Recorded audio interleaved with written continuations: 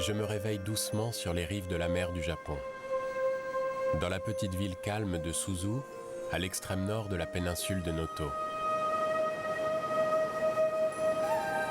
Bien que sur l'île principale de Honshu, à 1 heure d'avion de Tokyo, ce petit bout de terre est un peu coupé du reste du pays. Si je suis venu dans ces contrées, c'est pour retrouver la trace d'une pratique ancestrale qui n'a lieu qu'ici, 1 fois par an durant l'hiver, et qu'on appelle l'Aenokoto. L'Aenokoto serait une cérémonie durant laquelle un homme parvient à entrer en contact avec un esprit de la nature.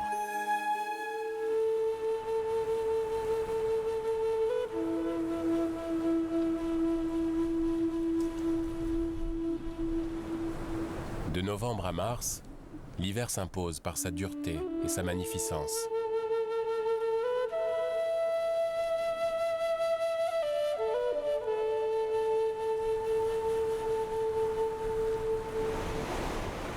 Au Japon, la nature a une grande importance, car chaque phénomène naturel, chaque arbre, chaque rivière, chaque rocher est habité d'un esprit qu'on appelle ici kami.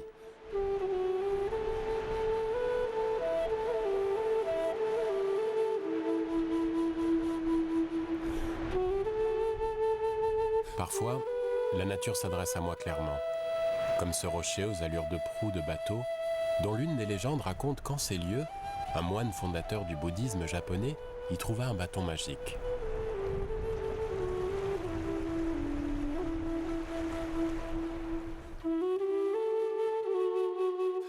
Mais je pressens la magie ailleurs, cachée quelque part entre les choses.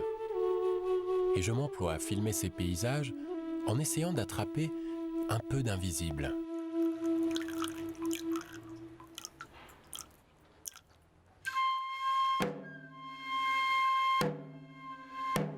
Les Japonais croient principalement en 2 doctrines, le bouddhisme et le shintoïsme. Pour comprendre, je dois commencer par apprendre. Je vais donc visiter un prêtre dans un temple shinto.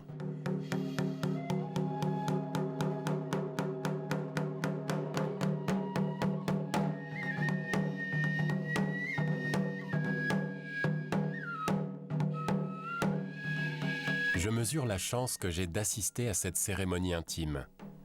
Car contrairement aux temples bouddhistes dans lesquels les adeptes sont invités à entrer, les temples shinto, eux, sont réservés aux prêtres. Les personnes venant prier les kami doivent se tenir à l'extérieur.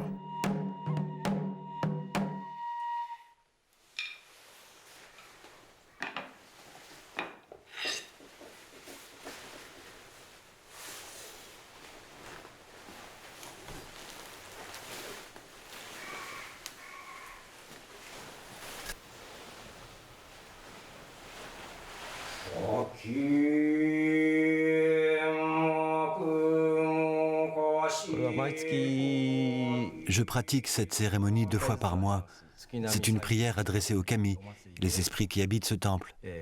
C'est une prière pour la vie, le bonheur et la santé des gens.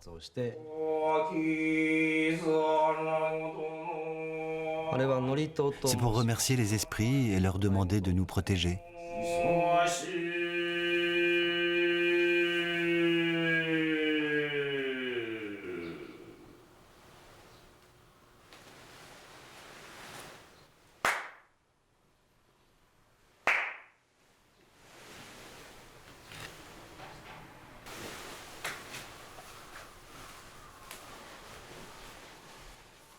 Le papier a une symbolique importante dans le Shinto et il a différentes significations. Les bandelettes de papier pliées en zigzag indiquent la présence d'un kami. Et en tous les cas, c'est là qu'il réside quand il est dans le temple. Fixées à un long manche, les bandelettes purifient l'air lorsqu'on les agite.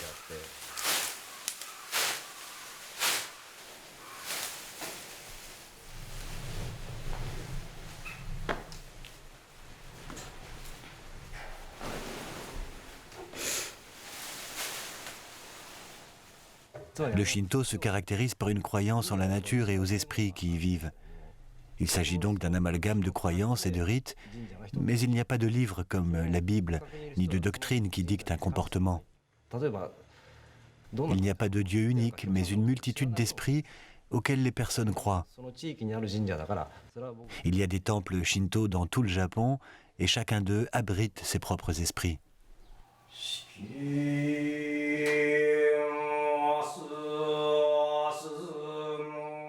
Les temples n'existent donc pas seulement dans la nature, ils sont aussi présents dans les grandes métropoles, car même entourée de béton, la nature continue d'exister et d'exercer son influence.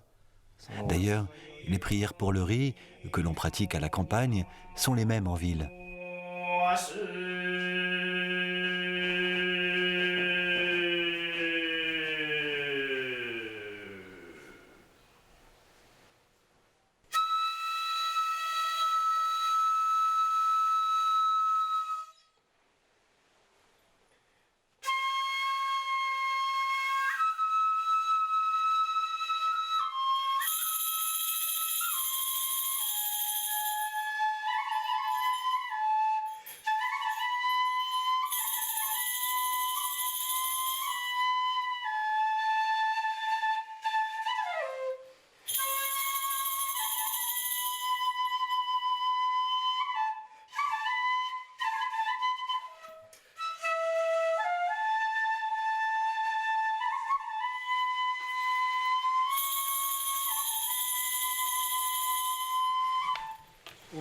Le riz est présent dans nos vies tout au long de l'année, car dans la région on le cultive partout.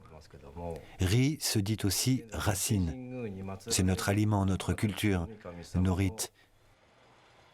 D'ailleurs, nous sommes actuellement en pleine période de la Haino-Koto.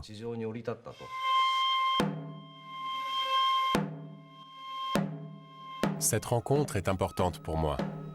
Elle me permet de comprendre que les esprits, les kami, sont partout et qu'il faut autant les vénérer que s'en méfier.